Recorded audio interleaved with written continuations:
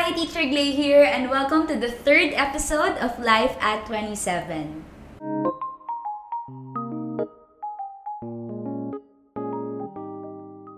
May next po akong tanong kasi parang nabanggit niyo po yun, di ba, na pag wala ka talagang anak, parang andali lang bitawan. So, meron po bang point sa marriage niyo na dahil wala pa kayong anak, tapos ang tagal-tagal na, parang feeling niyo may kulang? May ganun po bang moment sa inyo? Ako wala.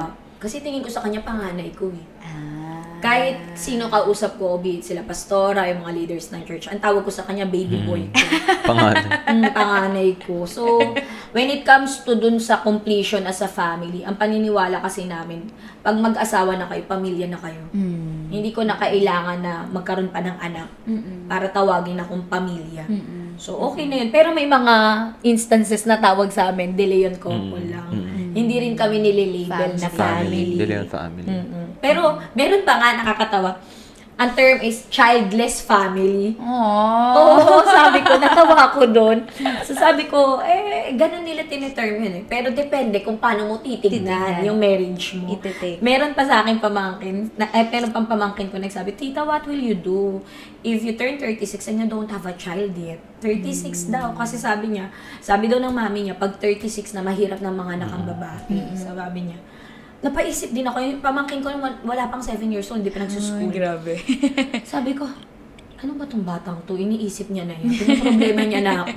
Sabi ko, then I'll be the most fabulous tita for you. I'll go here, and there, and buy you lots of stuff. Sabi niya, then don't have a child na lang. Sabi niya, madali naman siya kausap. Pero yung completion namin as husband and wife or as a family, ako, alam ko sa sarili ko, okay ako dun. Kahit wala pa si Prince. Ikaw din, Kuya Nat. Sa akin din okay. Kumbaga, yun nga sabi ko, kami dalawa family na kami. Yan lagi ko rin sinasabi sa mga taong alam mo naman na iba yung mag-isip. Para sabi ko, okay naman kami. Kumpleto na kami. Basta si Lord na nasa gitna namin. Kumpleto kami. Family po kayo. Ganun. So, minsan po na-feel nyo bang napapressure kayo sa paligid nyo? Kasi di ba laging ganun? Wala. Wala. Alam mo kung bakit? Personality. May mga couple na madaling ma-pressure sa dictate ng, lalo na, halimbawa, nag-aabang ng apo. Good thing sa case namin, marami ng apo. Bunso kasi. Bunso, na marami nang nauna. Pero hindi kami na-pressure, no? Ang tagal nyo na. Nung 1 year, sabi nyo, i-enjoy nyo muna. Nung 2 years, sige, enjoy pa kayo. Nung 3 years, hindi pa kayo nag-aanak, ganito, ganyan. Kami, yung personality namin, walang ganun. Hindi unbothered kami sa mga ganyang bagay. Nonchalant nga sabi nila. Dead lang, nonchalant tayo dyan. So, wala kaming ganun. Walang pressure. Sa'yo din, Kuya Nat, ganun. Kalma lang, may kalma. Lalo na siya, kung unbothered ako, siya talaga super. Kasi sabi ko sa ina-enjoy namin nung time namin together. Kasi yung freedom nga, di ba, na-enjoy nga namin. Pati yung presence ng bawat isa companionship, kaya enjoy niyo po talaga. Tama na yung naglalaro siya ng mga bata sa church. Pero that time, I must say, I was very distant to mothers, gender reveals, baptismal, dedication. Ayokong umaattend. Kahit yung bibisita sa ospital ng bagong panganak, ayoko. Because I don't want to, parang ma-magnify yung wala kami. Kasi susunod yan, kayo na susunod. Diba, minsan yung mga sinasabi nila na, kayo na next. They mean well. Pero minsan nakakaramdam ka ng something na parang ayoko nang maramdaman yan. Kasi nangyari sa akin yan na, ikaw na next in Jesus name, in Jesus name pa. Tapos ipag-pray pa yung womb mo. They mean well. Pero yung feeling mo bilang babae, during that time, di pa kami nagpapa-work up. So parang feeling ko, baka ako yung may diferensya. Ayoko na magpaganyan. Kasi pag nalaman, baka yun pa maging cause ng pangit ng marriage. Di ba yung mga teleserye? Ikaw sa pamilya to. Ikaw ang dahilan. Ayokong maramdaman yun. Ayokong ma-experience. Ayokong masaktan. So, hindi ako ma-attend masyado sa mga ganun. Sa church, bihira ang kumukuha sa akin ng ninang. Kasi hindi nga ako inclined sa bata that time. Ginard ko yung heart ko. Pero si Ronald, he handled it differently.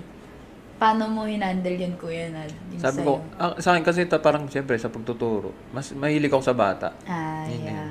Ni-enjoy ko yung tawagin nila akong tatay, mga ganun. Siguro, nakakano naman. Siguro isang factor din po na kaya okay na rin kayo na nung una na wala pa si Praise. Kasi teacher sila. Yan, parehas. Surrounded kami with kids. So, sa kanya, anakan. LM to high 11. school. So, nakikita niya yung mga differences, yung hirap ng pagpapalaki ng maliit hanggang malaki. Ako kasi high school na. So, parang, nalalaktawan ko. Kahit mag-tutor ng kids, ayoko. Sabi sa akin, mag-tutor ka ng LM. Sabi ko, ayoko. Sabi ko, Pero ako nag-try ako. Siya, Tutor nag-tutor. ako na. Kasi ginagard ko yung heart ko eh. Ayoko ma-attach sa bata. Pero things changed nung dumating yung pamangkin kong isa, si Gavin. Yun na.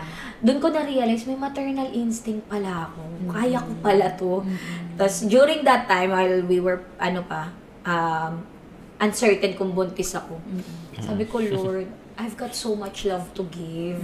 Hindi ko naman pwedeng ibigay ito sa mga pamangkin ko. Hindi rin pwede naman sa asawa ko. Sawang-sawa na rin sa mahal ko yun. Sabi ko, sige na nga, kukuha na lang po ako ng aso. Sabi ko, di po di ba? Yung fair parents matawag nila. Okay na yun. Pero hindi, bago pa ako makabili ng aso, nag-positive na ako sa PT. Yung sinasabi namin, parang sabi ko, di ba, for almost 12 years, na sabi na, okay lang yan. Nung nagtanong siya sa akin, nadindili ako, sabi ko ganyan. Sabi ko, sige, enjoy mo lang. Yun, sabi, enjoy lang namin. Enjoy lang. Kasi, noong 2023, 2 beses akong umiyak kay Ronald kasi I thought, we were already expecting. Sabi ko, sorry, nagkaroon ako. Iyak ko talaga. Kaya noon, time na yun, bahala na kung ano na. Kasi pangatlo na yun nung taon na yun. So, pero, alam naman po ng Lord yung desire talaga ng, ng heart natin talaga. Kaya, si Praise po talaga ay answered prayer. Amen. Ayun po, since napag-usapan na po natin si Praise, no, medyo kasi 12 years po kayo lang dalawa eh. So, minsan po ba, medyo kinakabahan po ba kayo na yung sobrang laki ng adjustment? Sa marriage? Totoo. Sa lahat. Sa lahat. Adjustment. Una naming, parang feeling ko doon ako una-una na agitate. Adjustment sa house. You know my house. Gusto ko maayos. Parang medyo, hindi naman ako OC katulad niya, pero gusto ko maayos. Ayoko na may clutter. Ayoko talaga. Pero ngayon, nasa baba kami lahat. Kasi wala kami CR sa taas. So, nag-adjust na mga gamit and everything. So, parang feeling ko di ako makapag-isip. Pero, alam mo yun, sabi ko, Lord, hindi deserving yung anak ko sa ganyang stress. So, dead man na lang. Yung adjustment sa space, adjustment niya rin sa time sa akin kasi hatid sundo niya ako kasi hindi ako pwedeng mag-drive. So, kailangan niya akong hatid sa umaga, susunduin niya rin ako sa hapon. Adjustment sa finances. Siyempre, alam mo, diet siya ngayon sa bili ng sapatos. Tapos, bago pa namin nalaman na buntis kami, bumili pa kami ng bagong kapul. Iisa lang naman yung ulo niya na pagsusuotan, pero ang daming cap. Yung mga ganyan. So, siyempre sa 12 years, di ba, na-develop mo na yung hobby mo, mga ganyan, mga stuff na-deprive ka ng bata, binibili mo ngayon. Healing your inner child. Yan ang favorite ng mga millennials eh. Ganon siya. So, yan, sa finances, pinakamaano namin ngayon. Kasi, nasanay kami na kaya naming dalawang magtiis. O kahit anong ulam pa yan, 1 linggong gulay, 1 linggong ganito, okay lang tayo dyan. Ngayon, may bata. May bata yung supplement niya, kailangan namin pagkain ko, kailangan i-adjust. So, basically, yung adjustment, sobrang adjustment. Pero yung adjustment naman namin, ginawa naming positive. Yeah. Tulad nung sabi nga, nung pag-usapan din namin last night, parang gano'n. Kumbaga yung adjustment na ginagawa namin, na nagkaroon uli kami ng panibagong pangarap. Na parang, nangarap uli kami. Kasi yung dati, parang mangangarap ka, ito yung sa amin lang, ganyan lang, itong gagawin namin. Ngayon, actually, dati tatay, wala na tayong pangarap. Plano na lang. Plano pag retirement. Pag mamamatay na kami. Totoo. Kukuha ka na sa lupa, yun lang, ganun na eh. Bago pa, diba? Sino yung magbabantay sa isa pag nawala na yung isa? May ganun na kami. May ganun. Ang usapan namin kung 1 taon bago pag yung isa sa atin na nag-depart. After mag-depart ng isa, after 1 year, tsaka ka mag-asawa. Huwag agad-agad. Na ganun na po, usapan na. Wala na kaming pangarap. Plano na lang. Paano kami magta-transition to the other side. Pero when the Lord gave us the baby, may plan, may pangarap pala kami. Nangarap ulit kami. And alam ko yun yung isang magandang change na dinala sa may nilook forward pa po kayo. May reason kami na magstay pa dito sa mundo. Kasi sa totoo lang, di ba? Parang nakakapagod na dito. Totoo po, Wala na talaga to. Sabi ko nga sa kanya, di ba? Sabi ko, paano ba yun? 4 years old pa lang si Baby Praise. 40 na 40 ako. na siya. Sabi ko, gusto ko kasi maranasan yung pag niyaya ka ng bata. Laro. Daddy, laro tayo. Yung malalaro mo talaga. So, yun sinasabi, kailangan ko magpalakas, may mga ganyan. Kumbaga may mga new goals pa kayo, no? Talagang, ano natin gagawin yun? Pag ano na, nagpabuhat sa'yo, wala kang magagawa, buhatin. True. Opo.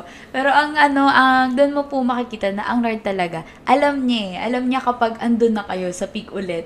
Tapos magbibigay siya ng something na i-excite kayo as a couple para hindi masira yung marriage. Yes. Kaya leap of faith nga po talaga yung marriage. Kaya ang ganda ng marriage. Yes, it's a beautiful Opo. covenant. Gumanda ang marriage kasi alam nyo hindi kayong dalawa na. It's the two of you and the Lord. Kaya Sustaining tripod. both of you. Totoo po yun. Ang ganda pag andun talaga ang Lord. Kasi ang marriage, talaga si Lord po talaga yun. Nag-orchestrate. Opo, nag-orchestrate nun eh. Kaya nakaka-excite. Shout out, pakasalan. Push mo na yan. Pirma na. Pinaka sa generation nyo, kayo pumirma, no? Napakasigurista commitment direct. Kasi nga parang ang dami ng trust issues. Alam mo yun, parang kahit Bakit? kasal. Gano'n na ba kayo katagal nasaktan? At Oo nga po eh. paulit-ulit na ba? Siguro dahil po sa mga nakikita sa social media. Yung mga sensationalized stories. kasi Opo. yung mga pains nila. Hindi Generation. minsan, hindi na na-highlight yung positive love story. Totoo po yan, Derek. Sabi ko nga, siguro kung wala ako sa church, na hindi ako nakakakita ng yung couple na talagang nagtatagal because of the grace of the Lord, siguro ako din takot. Kasi po parang, kahit yung personally, minsan yung parents namin, di ba, magkikwento ng struggle nila, tapos ikaw nakikita mo, nadadamay. Parang mga ganon, kahit yung ibang tao, ganon din eh. Tapos nakikita nga sa TV, nakikita sa social media. Lahat-lahat. Opo, kaya parang nasa-sensationalize talaga yung negative sa marriage. Kasi minsan feeling nila, ang marriage talaga is a bed of roses. Opo. Hindi naman talaga totoo yun. Lalo na pag nakita mo yung mga nasa social media, di ba yung mga videos, I am, housewife in ganyan, ganito. Tapos yung ginagawa niya, tapos ikaw hindi sa'yo nagagawa yun. You tend to compare. Pero sa totoo lang, true love waits and love never fails. Sa social media kasi, kung ano yung maganda, yun yung ipapakita nila. Pero, ang mindsetting ng tauhan ay yung negative ang Yun nagre-retain. nga eh. Kaya nga po eh. Kasi yun nga yung ano natin na hardwire. Oo. Andun Mas yung madali fear. tayo maka-associate sa negative Opo, things. yung fear. Pero kaya nga ang good thing kapag nasa church ka, yung nare-remind ka ng the love of the Lord, perfect love of the Lord, cast out fear. Kaya ang blessed lang din na blessed ko din personally na yun, surrounded ako nung mga ganon na mga couple na talagang ang Lord ang foundation. yung love ng Lord yung foundation. Sige po, moving forward. Ito po, meron akong mga prepare na somehow mga opinionated na topics about marriage. Pili po kayo ng dalawa. So, ito po ay 4 lang naman. So, pili kayo ng from 1 to 4 ng number para yun po yung kung ano yung napili niya, yun po yung sasagutin niyo. Ikaw, Han. Oo. Sige, Kuya Nat, ikaw muna. 1 to 4, pili ka. 1, 2, 3, or 4. Ira-random mo yan. Depende yan sa gusto niya. Ikaw muna. Kilala ko to eh. 2. Okay po, 2. Sige, 2. Ito po, ito yung, ito maganda to. Kasi yung pera ko. Hindi yung hindi yung sa babae kasi pera ko, pera mo, pera ko din. Hindi ganoon. Kanya-kanya. Opo, kanya-kanya. Ano pong thoughts nyo about it? Depende. Ako, unang-una, opinion ko po ito. Pwede niyo pong kunin o itapon. So, depende po yan sa inyo. Sa akin, nung unang part ng marriage namin, ganun kami talaga. Pera niya, pera ko. Tapos yung bills, split namin. Bahala kung magkano yung tira sa'yo, bahala rin ako kung magkano tira sa akin. Kasi pares kami nag-work. Pero, nung dumating na yung pandemic, iba yung naging revelation sa akin ng Lord pagdating doon. May mga times pa nga, kasi magaling siya mag-ipon. Wala na akong pera, siya may pera pa rin. Tapos minsan nangungutang na ako sa ate ko Sabi ko, inautang-utang mo pa ako sa ate ko, napakadamot mo, may pera ka naman pala. Ganyan. So So sa kanya naman, maganda naman yung intention niya kasi gusto ko, in case of emergency, may pera tayo. Emergency na yun! Hindi mo ba nakikita? Wala tayong kakainin. Hindi naman siya nangingi. Hindi rin kasi ko nakikita. Pride. So parang feeling ko, pag nanghingi ako dito, sasabihin na naman ito, pabigat na naman ako dito. Yun, so ganyan. So nung pandemic, ang daming realization, ang dami ko natutunan, tsaka syempre nag-study ka ng word. So ang naging impression sa akin ng Lord that time, ang pinag-isa ng Panginoon sa inyo, hindi lang puso. Pinag-isa kayo sa lahat, kasama wallet nun. So, dapat, as a family, parehas kayo ng function eh. So, dapat yung finances, parehas din. Lahat ng pera mo, ilagay mo dito. Lahat ng pera ko, ilalagay ko dito. Whatever amount we have to pay, we pay. Si Ronald is very particular with pronouns. Kahit sa Tagalog, yung sa English, magbabayad ako, tayo. Laging tayo. May bill na naman ako, tayo. Laging ganon. Kasi, Huwag mo akuin. huwag mong inaako. So, ang nangyayari, kapag ang finances nyo split, hindi nagkakaroon ng transparency. So, yun yung naging trouble sa amin that time. So, nung na-realize ko yun, kasama wallet sa pinag-isa ng Lord. Ano bang meron sa wallet na hindi natin pwedeng i-let go? Diba? Anong meron sa pera na hindi natin pwedeng ipakita sa may mga magkasamang ganun hindi alam yung sahod ng isa't isa. Ay, Sabi ko, ba't ganun? Sabi ko, bakit? Basta, ayoko lang ipaalam sa kanya kasi para nga naman daw, in case of emergency, meron siyang mahuhugot na hindi alam ng asawa niya or magastos yung asawa niya, ayaw niyang mapakailaman yung pera niya, ganun niya. So, sa amin, hindi nag-work yung ganong sistema. I always believe na dapat, I'm now a believer na talagang joint account sa lahat. Kaya kapag may nagsisend na, sabi natin, sahod ako, nasa kanya, sa account niya. Account niya, ganyan. Gcash ko, video ko, lahat. Ano mo, bayad sa kanya kagad. Kay Caro na lang po. Ganon. Kasi natutunan Lahat ng sahod ko napunta sa kanya. Paano nga po kunyari yun? Magastos. Talagang parang yung isa hindi talaga niya kaya. Talagang impulsive buyer siya. Sa akin kagandahan dyan. Sa amin. Tapos kahit Sunday, may parcel. Kagandahan dyan. So, yung asawa ko naman, hindi siya ganun kagastos. Kung baga tinatawag nila yung high maintenance, hindi. Ikaw lang po na magastos. Hindi naman ako high maintenance. Siya yung Ano lang yun? Seasonal. Hindi. Aartehan ka niya ng gusto ko talaga to. Pangarap ko talaga. Yung mga term na pangarap, yung mahahabang ka na. Pero maganda nga kasi constant yung communication namin. Pinapakita, at saka very transparent kasi ako, pati siya. Sinasabi ko sa kanya, ito yung pera natin. Tingnan mo kung saan papasok niyan yung pambili ng sombrero, pambili ng sapatos, pambili ng damit. Tingnan mo dyan. Pag sinabi niya nga wala, tatahimik siya. Hindi siya yung mag-i-insist. Pero kung damit, gamit, siya yun. Hoarder kasi siya eh. Ako hindi, mahilig ako magtapon. Hindi na ginagamit yung tapon na yan. Tapon-tapon. Kasi ayoko nga nag-i-imbak. Siya, talaga, pag may nakita yung maliit na tornilyo, bibili yan. May tornilyo pa kami sa bahay. Napakadami ng tornilyo doon. Lahat ng mga tools, yung mga panglalaki, mga screw. Meron ako nakita sa ganyan sa bahay natin na hindi iba yung size nito. Ano iba na naman yung size? Pag mag-astos ang partner mo, ang kailangan mo, i-lay down lahat sa kanya ng bayarin, black and white. Tingnan mo dito kung saan papasok yan. Ngayon, kung may pagpapasukan pa, di sige. Kung wala naman, hingit tayo. Communication pa rin po talaga. Yes. Communication. Nakatipid din naman siya eh. Pag may gawain sa bahay, ako na gumagawa. Yun naman, hindi na ako nag-labor. Lahat Binabawi. Wala akong labor. Kasi bayad mo, di ba? Basic. Basic. Okay po. Ay, Kuya Nadi ko, meron ka pa ba doon or number na? Number na. Okay, ikaw naman po pipili. Nagto ko na, di ba? 1 ako. 1. Okay, number 1. Eto. Physically and emotionally abused na. Stay or not to stay? Not to stay. Sorry. Diretsong. Not to stay. Naan ko na. Kasi kapag sa lalaki yan, pag sinaktan mo yung babae, di ba sabi nga ang kamay mo, ang kamay ng tao, hindi siya pang palo or panghampas. Panghagod dyan. Panghaplos. Hindi siya yung ipapalo. Parang pag dumampi na yung kamay ng isang lalaki sa babae, so, that's the reason why pwede ka nang let go. Let go na. Kahit sabihin na natin, pasok yan sa marriage o hindi. Kasi pag tinaktan mo ang isang babae, once, Mauulit yan. Mauulit at mauulit.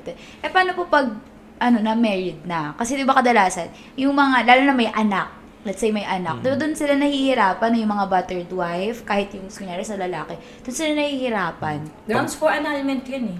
Pag may anak, ang isipin mo yung anak. Kung yung Gusto babae mo nga bang nasaktan, paano pa yung anak? Tama yun. Yun I yun. agree. Ako sa lalaki, ako talaga. Never ko siya na Pero it Nasaktan. also happens sa men ha. Na Opo. sila yung nasasaktan. Opo. May mga babae talagang very feisty. So, yung inclination nila talaga, kailangan nilang i-release yung galit. Gigil nila. So, kung ang lalaki nasaktan na, at yung babae repeated niyang ginagawa yung pananakit din sa lalaki, pwede nang umalis. Sa amin na, para sa amin. based on Alis na. our opinion yun na. Pati experience na rin. experience. Kasi, pag may physical abuse na, wala na yun. Mahirap na yun. Ano na yun eh, parang finish line. Kumbaga, opinion namin to, opinion namin. Wala pa Kasi kayo. iba na yun eh. One kayo eh. Opo. Pag pinalo, merong instance talaga na nasaktan ko asawa ko. Sa ako, never ako napagbuhatan ng asawa ko ng kamay. Hindi sigaw. Sa aming dalawa, sobrang gentle and quiet ang spirit niya. Sa amin, ako ang talaga, yung kamay ko lumilipad. Lumilipad to, tapos masigaw ako. Pero I was so thankful during that time, the Lord rebuked me in a very gentle way. Yeah. Sabi niya sa Grace. akin, isa yan eh. Magkaisa kayo eh. Tapos ang sinabi lang sa akin ni Ronald nun, hindi ko deserve to. Sabi niya, anak ako ng Diyos. Sabi niya. Sabi ko, anak din ako ng Diyos! Sabi ko din naman na gano'n. Lumaban din si ate mo girl. Pero pagkatapos nung nag-subside lahat, tapos bigla pinarealize sa akin ng Lord, isa kayong katawan. Yung pananakit sa asawa, hindi lang pananakit sa asawa, pananakit mo rin yun sa sarili mo. Hindi mo po pwedeng paluin ang sarili mo na hindi ka nasasaktan. So, nangyari yun. Ang tagal kong dinala yun. Sobra, buwan or taon yata na, Lord, sorry na talaga, mali talaga ako. Kahit kay Ronald, sabi ko, Han, sorry talaga. Ayoko nang maulit. Ikinakas ko na tuloy sa Lord. Ayoko na talaga ganyan-ganyan. Biyaya ng Lord. Yeah. Hindi na ulit. Sa akin Basta kasi ayoko nang maulit. Yung sinabi ko rin sa'yo na pag-usapan natin na yung naranasan ko kasi yung, iba yung bata ka, naramdaman mo yung takot na pag nag-aaway yung magulang mo, Trauma. yung parang trauma. Sasabi mo, ayaw kung maramdaman to ng anak ko, yung takot. Ganun. Di talaga. Kaya Basta may physical na Opo. kayo. So, nabanggit niyo po yung as one na talaga pag kayo kinasal, as one na. Curious lang po ako kasi paano naman yung mga malalayo? I mean, yung isa OFW, parang paano siya? Sa inyo po ba? Ano ba yung thoughts niyo? Parang sa inyo, okay lang ba yun? May mga relationship naman nag-work ng LDR. And grabe ang respeto ko sa kanila. As in. Kasi ang hirap mag-maintain ng relationship ng Opo. magkalayo. Ako, byproduct ako ng OFW family, nanay, tatay ko. Pero, praise be to God kasi never sila nagkaroon ng issue ng third party. For 18 years, nasa Hong Kong ang mama ko. Never nagkaroon si papang ng other woman. Si mamang din, wala rin ganong issue. So, by example, nakita ko na possible siya Possible. mag-work. Possible talaga. Communication is the key. Naalala ko pa nun, pumupunta pa kami sa kabilang side ng Quiapo para lang makitawag kasi gusto marinig ng tatay ko yung boses ng nanay ko. Aww. Ganun, kumukolek ko lang kasi nagka-telepono kami ng sarili dito. Communication is the key. Pero sa aming mag-asawa, lalo na sa akin, hindi ko kaya. Kasi sinabi ko yun sa sarili ko, pag ako nag-asawa, ayoko nang magkalayo kami. Kasi nakita ko rin yung downside of it. Nag-grow apart yung parents ko. Nung time na sila na ay bubuklod ulit, kasi tapos na si mamang mag-work. Ito na, kota na tayo sa pag-abroad. Nahirapan sila ng mag-unite, magkaroon ng ang tawag harmony yung relationship. Kasi ilang taon na sila noon. Nasanay. Magsi-60 na 60 years old na tatay ko. Nanay ko 54 yata or 56. Paano pa? Parang mag-uukit ka ng kung ano Opo. man sa heart nila na too late na. Hindi ako pang ganun. Si Ronald, hindi rin pang ganun. Kasi clingy to eh. As in, hindi talaga kami. Pero nag-work. Nag-work siya kung kaya niyong trabaho. Kung napag-usapan nila as At mag-asawa. nag-agree sila in prayer. Kung ano po, depende po talaga. Kaya dapat lagi nagpe-pray yung mga nag-LDR. Pero parang napag-usapan din namin yan. Paano kung sabi natin, yung No isa choice. mauna, Okay. susunod yung isa parang gano'n. Minsan sabi, sige, maunan muna ako. Mag-LDR tayo ng ilang taon. Ganun. Pero sabi ko, hindi. Hindi pa rin. talaga. Mangyayari dyan, kung may opportunity ka sa ibang bansa, grab mo, pero sama mo pamilya mo. Buong pamilya. Yun yun. Sa inyo pong dalawa, yun yung ano nyo. Yun yung ano Yun namin, yung nag-work. Kasi stand. kailangan talaga, communication po talaga, no? Communication. Stand namin. Ayan. So, ang dami ko pong natutunan personally. And I believe, madami na din natutunan yung mga manonood po nito, no? So, ngayon, Direk and Kuya Nad, last question na po ito. And madalas ko po itong tinatanong, or lagi ko po itong tinatanong sa video podcast. Ano yung life lesson na pwede nyo pong ma-share sa amin? Kung hindi lang naman sa couple na kasal na, so pero ano yung talagang nagrema na sa inyo na sa tingin nyo, worth na mapakinggan ng tao? Ako, learn to forgive. Aww. Yourself, your parents, your spouse, your partner, lahat ng tao, matuto kang magpatawad. Kasi, hindi mo alam kung hanggang saan ka dadalhin ng pagpapatawad mo na yan. And the first person you freed kapag ikaw ay nag-forgive, ay ikaw. Yun yung pinakamagandang, kasi siguro, ang puso ko, lumaki rin ako ng purong unforgiveness ang puso nung bata ka. So, dumating din, dahil dun sa unforgiveness na yun, ang dami kong anxiety, ang dami kong fears, ang dami kong na-miss na fun dahil puso ko galit sa lahat na nangyari sa buhay ko.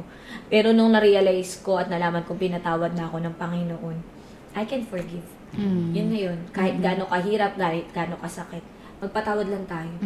Sabi nga nila, minsan inaasar na rin ako ng mga tao. Ano ka ba? Napakabait mo. Hindi ako mabait. Di ba sabi ng Bible, walang mabait, tanging Diyos lang ang mabait. Pero by example niya, natututunan mo. Yung nature niya na nakukuha mo. You take part of His nature. And that is forgiveness. True. Kasi yun ang basis ng kahit anong relationship. Forgiveness talaga. Tsaka naranasan mo na siya ng sobra-sobra sa Lord. So, kaya kaya mo na talaga siyang ibigay. Kaya mo. Tsaka alam mo naman kung gaano ka-mess up yung buhay mo dati nung hindi mo pa alam yung pagpapatawad ng Lord. Pero, grabe, nung naramdaman mo, na-realize mo, buong-buo pala akong pinatawad ng Diyos. Anong hindi ko kayang patawarin? Kung halimbawa, sinulutan ka lang ng jowa, hindi mo pa ba kayang patawarin yun? And dami mo rin naman pagkakamali sa buhay. Tawarin mo na. Kasi unang-una, ikaw rin ang mahihirapan pag lagi mo, excess baggage kasi yan eh. Ang hirap dalhin, yung unforgiveness. Kaya, learn to forgive. Learn to forgive. Ayan. Ikaw naman po, Kuya Nad. Sa akin, grow together, not stick together. Yes! Tapos pinag-isipan mo. Hindi, pumasok na sa akin. Hanggang doon na daw lang. Hindi, kasi diba, pag sinabi natin grow together, sige, sa stick together muna. Nag-i-stay ka lang dyan sa isang relationship. Lalo na kapag yung isa ay nag-grow, yung isa na iiwan, nag-stay ka lang or stick together. So kapag nag-grow kayo together, dala mo yung family mo, dala mo yung partner mo. So sabihin natin na bumababa siya pero hinihila mo pa rin siya pataas. So walang naiiwan sa inyong dalawa. Kasi sa isang relationship, pag lalo sa lalaki, sabihin natin yung lalo sa financial, may mga na pag babae yung may mas malaking kinikita. Parang natatabakan yung ego ko. Parang ganun. So, hindi dapat yun. So, mag-grow kayo together. Yung partner mo, nag-grow, so hilahin ka ng partner mo para mag-grow ka rin. Po talaga, you work hand in hand. No, kasi meron kang strength na weakness naman nung isa. Yes. You complement each other.